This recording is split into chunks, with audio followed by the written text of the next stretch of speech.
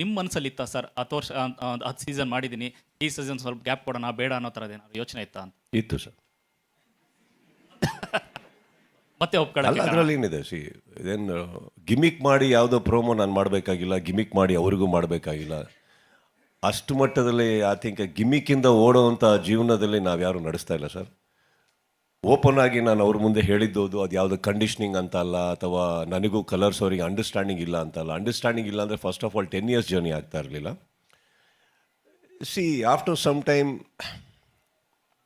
ಎಲ್ಲ ನಿಮ್ಮ ಅಂಥವರ ಸ್ನೇಹಿತರ ಕೃಪೆ, ನನ್ನ ತಂಗ ಕೆಲವು ನ್ಯೂಸ್ ತಲುಪಿಸ್ತೀರಾ. ನನಗಿಲ್ಲೋ ಅಲ್ಪನೋ ಸ್ವಲ್ಪನೋ ಎಲ್ಲ ಒಂದು ಕಡೆ ಒಂದಿಷ್ಟು ಫ್ಯಾನ್ಸ್ಗಳನ್ನ ಸಂಪಾದಿಸಿದ್ದೀನಿ.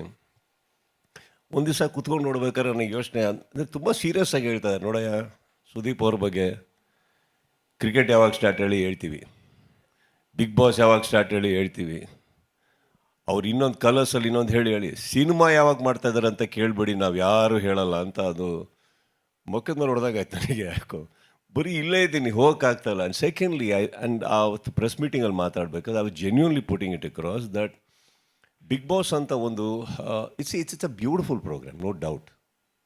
ಆ್ಯಂಡ್ ಆ ವೇದಿಕೆ is a beautiful stage, people love it. ನಾನು ಬಿಗ್ ಬಾಸ್ ಅರ್ಧ ಅಲ್ಲ 90% ಬಿಗ್ ಬಾಸ್ ನಾನು ಒಪ್ಕೊಳ್ಳೋದೆ ಬಿಕಾಸ್ ಜನ ತುಂಬ ಪ್ರೀತಿಯಿಂದ ಅದನ್ನು ನೋಡ್ಬೇಕಾದ್ರೆ it is nice for us to be a part of it and deliver what they want. ಯಾವುದೋ ಒಂದು ಫಾರ್ಮ್ಯಾಟಲ್ಲಿ ಎಂಟರ್ಟೈನ್ ಮಾಡ್ತಾ ಇರ್ತೀವಲ್ಲ. ಬಟ್ ಎಲ್ಲೋ ಒಂದು ಕಡೆ ಬಿಗ್ ಬಾಸ್ ಸ್ಟಾರ್ಟ್ ಆಗ್ತಿದ್ದಾಗೆ ನಂದೊಂದು ಲೈಫ್ ಒಂಚೂರು ಮ್ಯೂಟ್ ಆಗುತ್ತೆ. ಅಂದರೆ 4 ದಿನ ಮಟ್ಟಿಗೆ ಎಲ್ಲರೂ ಹೋಗ್ಬೋದು ನಾನು.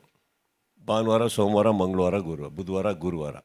ಭಾನುವಾರ ಶೂಟಿಂಗ್ ಮಾಡಿದ್ರೆ, ಯಾಕೆ ಭಾನುವಾರ ಟ್ರಾವೆಲಿಂಗ್ ಹೊರಟೋಗೋದು. ಶುಕ್ರವಾರ ಎಲ್ಲೇ ಇದ್ದರೂ ವಾಪಸ್ ಓಡಿ ಸ್ಟುಡಿಯೋಗೆ ಬರ್ಬೇಕು ನಾನು. Because I have to see all the episodes, have to do justice.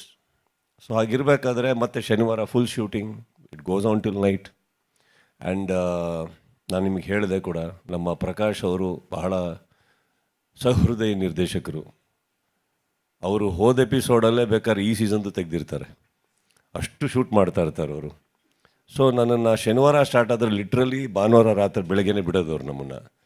So ಅಲ್ಲಿ ಹೋಗೋ ಇಟ್ ಈಸ್ ಅ ಪ್ರಾಸೆಸ್. ಹಾಗೆ ಬಂದಾಗ I had a chat with everybody. I said I think 10 years ಆಯಿತು, I mean you go ahead with somebody else ಮಾಡಿ ಅಂದ್ಬಿಟ್ಟು. ಅದು ಯಾವುದೋ ಮಿಸ್ಅಂಡರ್ಸ್ಟ್ಯಾಂಡಿಂಗಿಂದ ಅಲ್ಲ, ಅಥವಾ not because they have always made me feel very comfortable.